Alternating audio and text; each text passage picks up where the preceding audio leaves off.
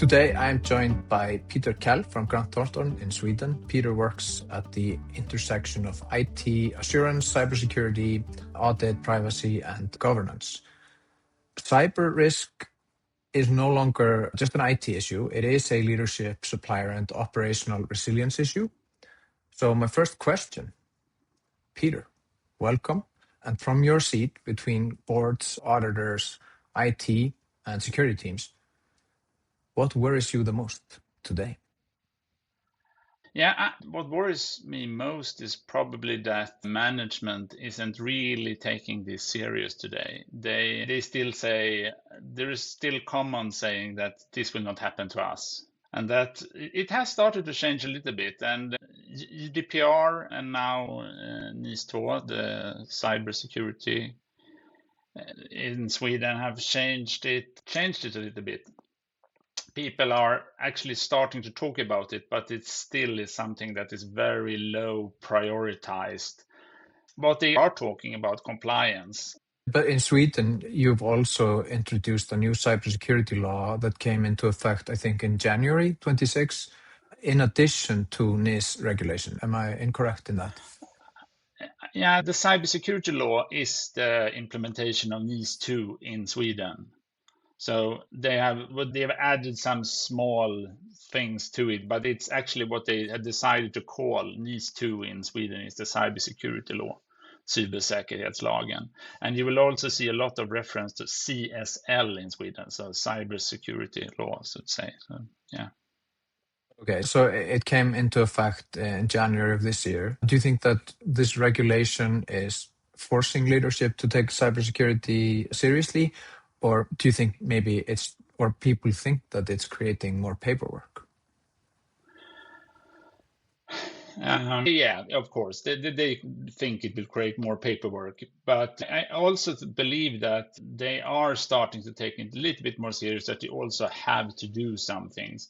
I've seen several gap analyses where the company get like an auditor to review to see how well they are with CSL, the cybersecurity law. And the lists are very long, and when you start to read this list, there is a lot of things that is related to really cybersecurity things that you have to address. And this makes them understand, I think, that they have to do more than just add papers this time. And especially you also have to learn more about your IT environment to be able to apply the... So in an audit report, who are you primarily talking to in this kind of conversation? And there's a part two of this question is, what does it mean for the CEO or the board who are now being made responsible for operational resilience? What does it mean for them to receive a report like that? And what are they supposed to do also? Actually, I don't really think they are always that aware that they can be more personally feed because they do the wrong thing or don't apply CSL enough. They can really get stopped from work. And I think this is not something that they are really aware of today, that this can happen.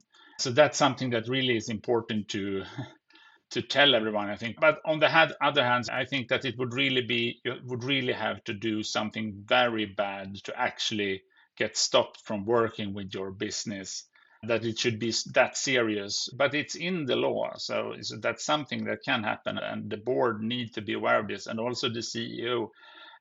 But also when we as auditors, as part of the financial audit, of course, the one we talk most to is maybe the CIO, and the CEO is much more seldom involved in this talk. So I think it's the CFOs that are starting to get aware of, especially when they are the one that see the gap analysis many times. I think they still think that they are going to need to buy a lot of technology, and that's why they're also looking at it. But in many cases, I guess it's more important with education. You should probably HR and their education programs should probably be much more involved. They don't see this yet, and I don't think that the CFO is still focused on that this is an IT thing, even though it isn't anymore. You said HR. Are you referring to awareness in terms of cybersecurity?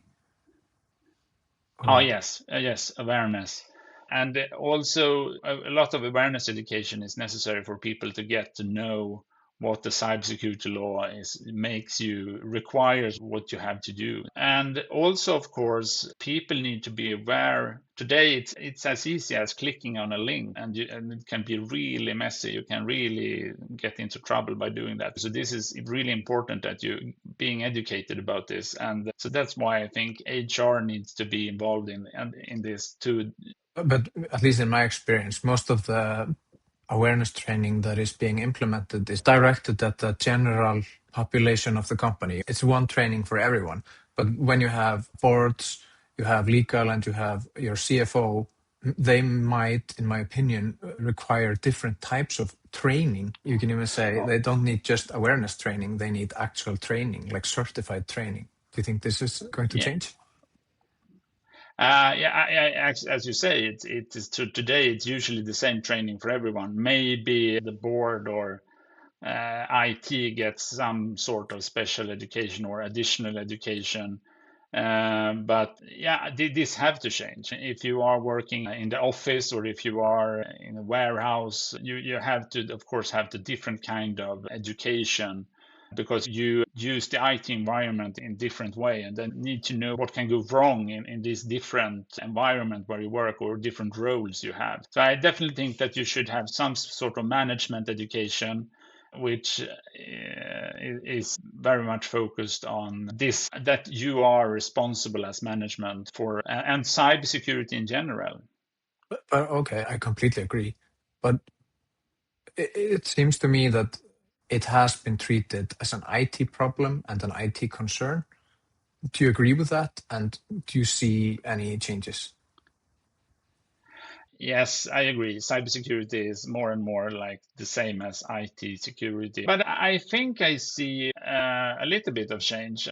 There are a little bit more of an awareness of that cybersecurity is something you have to do also. That is like IT and the IT environment and the IT security is something that you have to work with, and cybersecurity is something additional. It's something that you need to do also. And I think a lot of people, a lot of companies, a lot of CEOs, when they hear cybersecurity, I think they think a lot about doing pen tests. That's something that they hear about. So usually when they contact us and say, okay, so we want to do a cybersecurity test, and they start immediately, they say, okay, so, and we want to have pen tests. I still think that pen test is something that people feel is the most important you can have, but it isn't. It isn't. You need to have. It's more like you have to have a good overview of your IT environment. You have to know what kind of computers, servers, every item that is connected to your IT environment, and it's much more like knowing what you have and then being able to identify the risks with that. Can I try to rephrase? If I'm hearing you correctly, you're saying that the companies and its management need to have better understanding of everything IT related, and perhaps also understanding what could happen if they are attacked or make mistakes, things like that. Yes. And what you usually also see is that some companies say that, okay, maybe we get hacked, but then we will, and they don't understand for how long time they will be down if they get a real attack. It's probably months before they are fully operating again, maybe weeks that they can't do anything. And then they get a lot of extra work to access their data. They have to clean all old Excel files and things like that, because they can be infected with some sort of virus or something. What about like IT audits or IT assurance? So do you ever come across companies where they think that they are completely secure? Your reviews show that they are not. Yeah. Sometimes actually they think that they are better and they are more mature than what our report says, and then they do things about it. But the more common thing is, I think, that they see our report and they don't understand the risk. even if we say that we have observed that you have people logging in after they have been terminated, they still say, okay, yeah, that was probably not good. So that's something we need to do. The companies are more like, they get the report, but an IT may be worried about it, but management is more like, okay, so yeah, we seem to have this problem, but it isn't causing any trouble to us right now. So why should we do anything about it? That's really maybe almost hard to understand, that you are telling people that you have this problem, which probably is rather easy, can be very easy to fix, and they still don't really see it. So I think maybe you need to present this in a more clear way, and maybe you need to be more focused on actually the risks. And I think it would also be good if more management people talked about what happened when they had an attack. So that the more of the management people get to understand and get to hear from their own peers. I think this is really interesting, and I'm thinking about the way that you learn. You want to learn from the mistakes of others, but it's much easier to learn from your own mistakes. But it's a really sad reality that you have to get hacked to understand the ramifications of being hacked or dealing with the cost or the fallout of these types of things. So I agree that it would be better. And I think it is getting better a little bit. Some companies are talking about when they got hacked and the problems that arose. But it would definitely be much better if they can actually convey that there is real risk here, even if you haven't had it yet. Yeah, I think I have actually two clients very similar, where we talked to them, we did an IT audit, we saw a lot of problems. And you should also know, when we do an IT audit, we are very focused on a very small part of the cyber environment. We are like just touching it a little bit. We are very focused on the financial systems. So in this case, we found a lot of problems with their system, and we gave them the report. And they said, okay, so this is not happening to us. We will not do anything. We can't afford doing anything about this. We don't need to be like very high security. We don't have any information that people want to steal and things like that.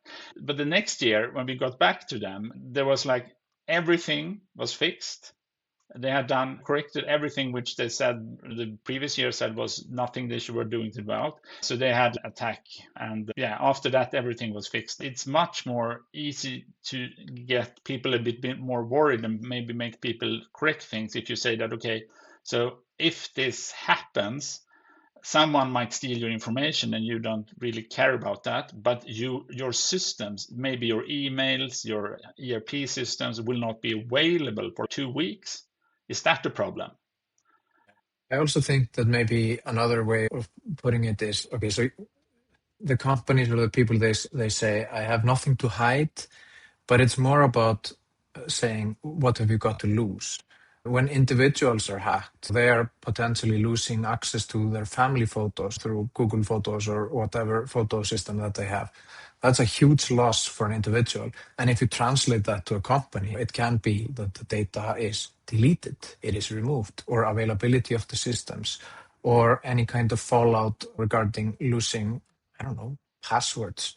These passwords that get leaked, they're being used years and years in the future for future attacks as well.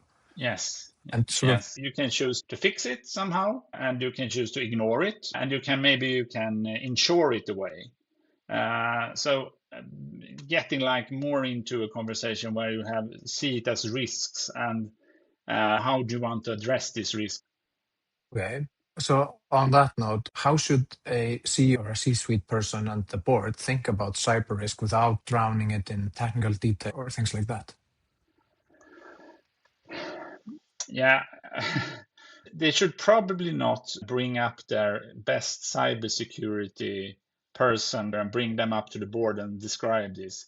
They should probably bring someone which can a little bit talk the business language, but still have technology knowledge, and put it in more to like business problems. What happens to the business if you are attacked by this organization or something, and then you know you more get to focus on that. You're probably going to want to keep a track of how cybersecurity or risk is going in the company.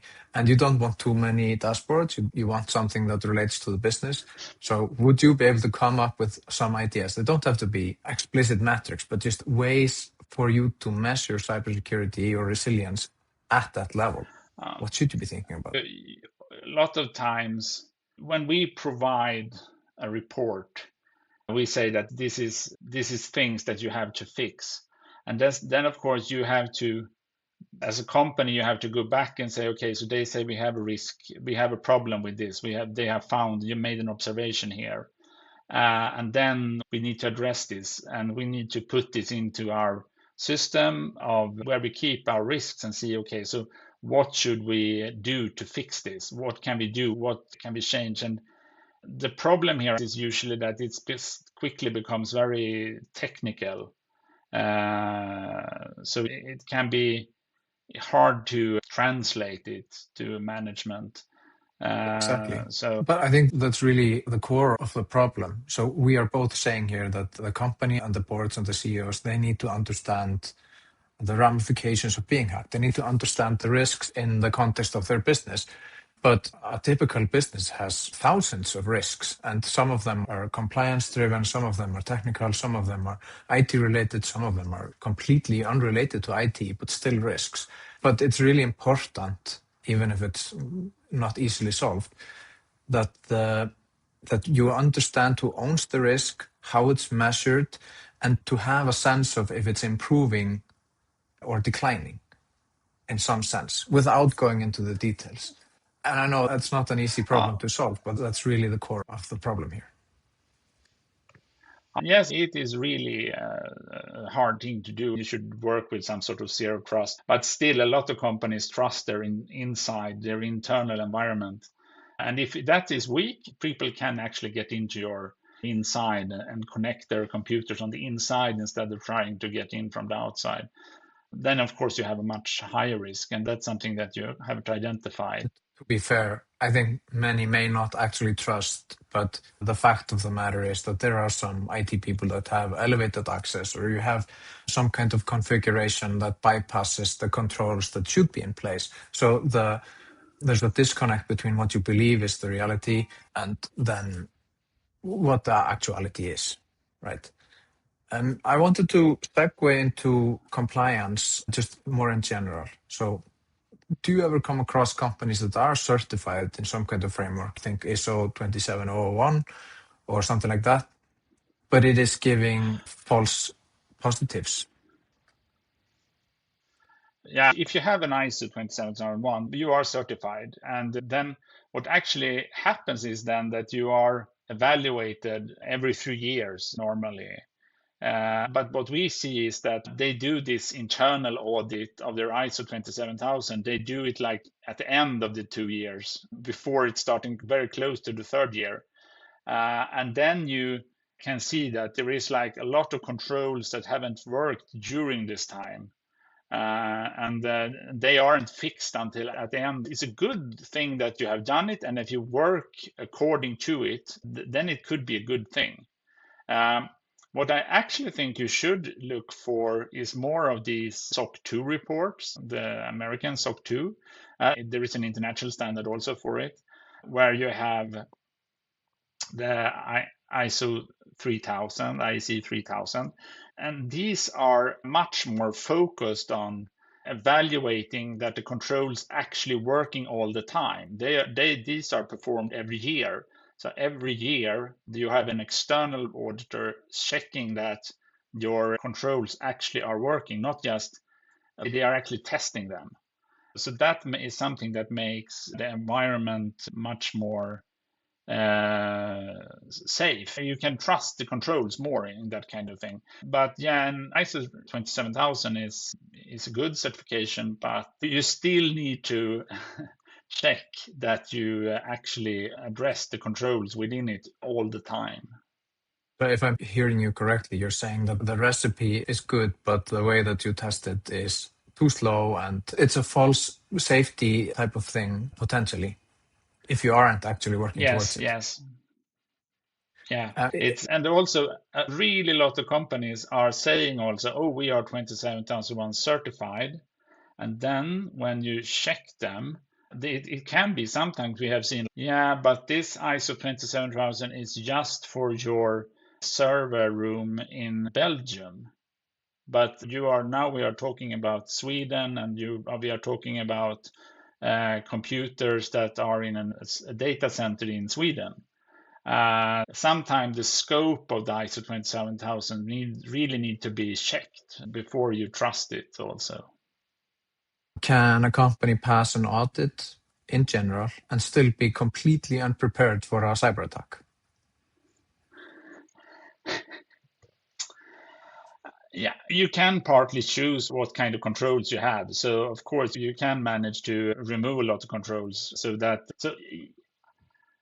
yeah, you could probably still be very bad at the cyber incident, even if you are ISO 27001 certified. You can still, yeah, if you just do it to be certified and not really thinking about, oh, what this can help us also to be more compliant and more secure, then you probably could be still really bad at cybersecurity. Yeah, I was alluding to that. It's that the certificate, it can be valuable if you approach it from the point of view that you want to become more secure. But if you just want the certification because you need to sell into a new market or something like that, you really have to be careful on how you implement and what you implement. Would you agree with that?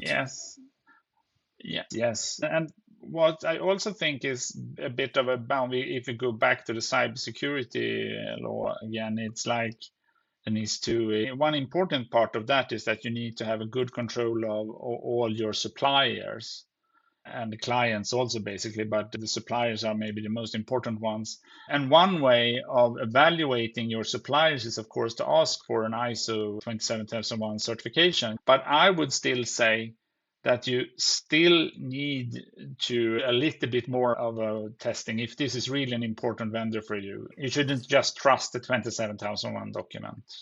Okay, but are you saying that companies now, they're only as secure as their weakest supplier? Yeah. Okay. Yeah, of course, then if you ask for some sort of proof that your vendor is secure, of course, it's much better to get the 27001 certification than if you don't get it at all. But still, what you have to do is, even if they have it or not have it, you have to also okay, so these are our security regulation that we have, and does our vendors really provide the services at the same level?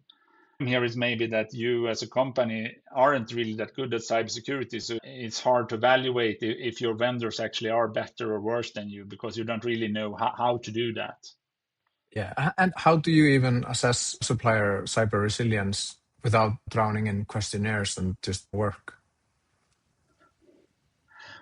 Yeah, as there is a lot. Questionnaires is something that is very much used, and it's also a bit hard to trust. If you have a questionnaire, they usually have a long questionnaires with a lot of questions, and they seldom really ask for evidence that you are actually fulfilling what is said. So I would say if you would evaluate your vendors, suppliers, then you should probably have rather few questions, but you should really ask for evidence that they are doing what you think is most important. So if you feel pen tests is important, then you should really get them, not to get like a report they have done pen tests. You should I want a report saying where it failed, problem you had, and what you did with it.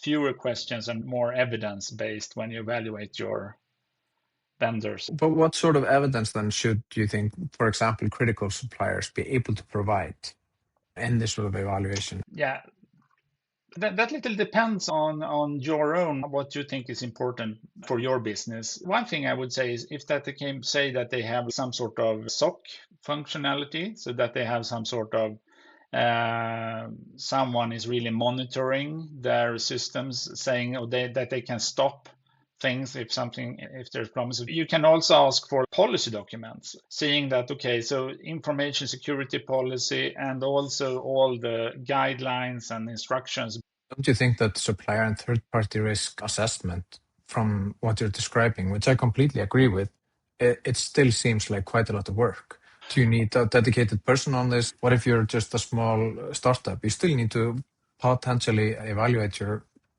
vendors, right? How accessible is it becoming? And also, maybe this is also maybe a little bit of a segue into AI. Can you trust or use AI to help you assess your vendors, things like that? Yes, of course, it can be really, if you are a small company, I guess you have to probably start looking for some sort of system that automatically evaluate, maybe that you actually have a company that provides information about different vendors so that you can ask them, is this supplier okay? And that's something you can maybe already do today. If you do some technical things, you can just search on the internet. You can use AI to, okay, so have a look at this. This is my vendor. So do everything you can to find any vulnerabilities, problems, financial or technical with this client. That's something you probably can use any AI tool today, and ask it for help doing that. Exactly. That's better than doing nothing. Yeah, absolutely. But onto the AI thing, from your point of view, how much do you think AI has changed cyber risk? And I'm not just asking from an attacker's point of view, but also from how you're solving or responding to these sort of threats. Has it actually changed, or is it all hype? No, but I actually think it have changed. There is a lot of hype around this, of course, but people are starting to use. There are tools like from different Microsoft tools today that are using AI that are helping you to identify and find things that would have been harder to find before. And there is different AI tools that you can use actually to find vulnerabilities in different kind. But I guess it's still important to have like the compliance part, and doing that is still important. And that's something also that you can help with an AI, that you work in the right way, that you evaluate and monitor what people do. It's previously maybe you had someone bring out a report, and that maybe took 15 minutes, and now you can have an AI bring out the same report immediately, and it can bring it out all the time whenever you want it, and then you can see what kind of problems you have. But you still have to do this, but you can do a lot of things faster than before. What about usage of AI within your company? What do you think are new risks or challenges that come with that? What I'm specifically thinking about here is, for example, that every company will have some of their data being leaked to the LLM system where you don't want it to be. That's one new risk, I think. We do and checks and see. Still, companies are a little bit careful about what they are using AI for, at least in the official way when we talk to them. But we can also see that a lot of people are using AI, and they are bringing out information that should probably not be used. There is a problem here is, I think, that companies say that, okay, so you shouldn't use AI. And then people use an AI anyway, and that's worse because they use free versions of AIs, and that makes the information they put into it accessible to everyone, more or less. So probably as a company, you should probably buy an LLM version for your employees to use, so that they are using that one, and that version should not be a big risk that they sell your data that you provide into it. Of course, you can't really 100% of course trust these kind of models that they aren't sharing this. But our company, we have been really carefully adding different kind of LLMs. We are doing some of our own versions of this, so that we don't risk that the information is leaked at all, or very unlikely at least. Okay. And I think that's something I think also more companies should actually start looking at. It's actually possible to set up your own AI and learn them to do things. Of course, they are more limited, but they can be focused on just your problems and just your data. In terms of value versus risk, you're getting maybe potentially a little bit less value, but at a much lower risk because it's your own setup. That's what you're saying. Yeah. But what about then usage of AI by the bad guys or the hackers? Do you think you're already seeing the results of this? I actually have a follow-up. I'm just gonna pull it out right away because I still think that most attacks are hackers logging in, not breaking in. I think most attacks are still based around the fact that they find or harvest credentials and then they just log into a system that's insufficiently configured. Oh, yes, I can agree with that. I believe also that the AI haven't really made it easier to hack into. Previously, it could be like you got, especially if you are reading in Swedish, then you got a very badly translated text in Swedish, then you always knew that this is like fake. The change now is that we actually see really good these phishing emails, which they probably have done some homework and know that we are using and the company are using certain systems, and they create a letter looking like it coming from that kind of system. It's the correct logo, the correct information, and it's actually a system that the company uses. So if you get, oh, you will not be able to log into the system tomorrow if you don't share your password or do something here.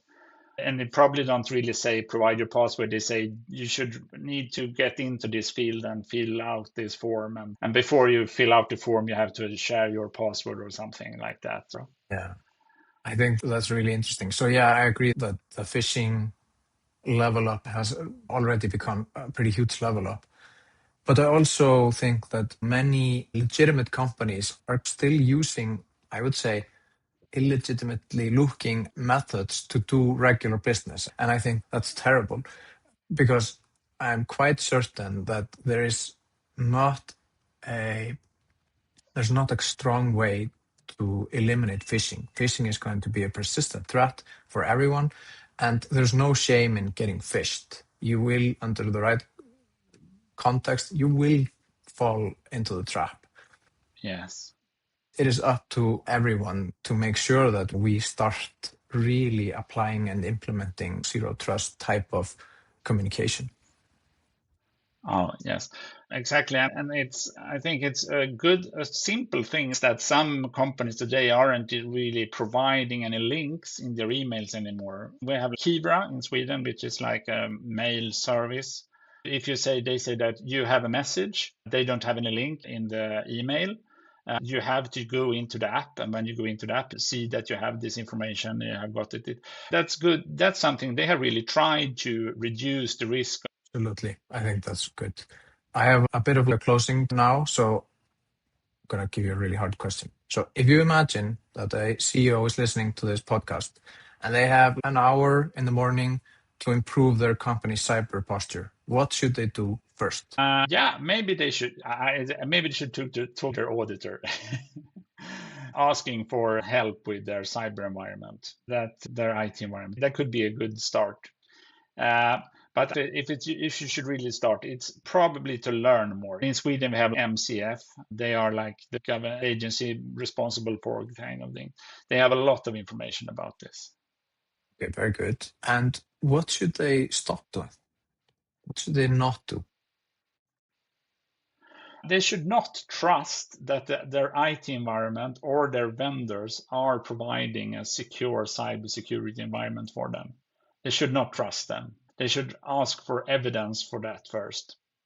So that's maybe something you can also start with, asking for evidence from your IT security, cybersecurity, or from your cybersecurity vendors that they are actually providing security. Some companies actually say, yeah, but you didn't pay for security. You just asked for availability, or you asked for this, but you didn't ask for security.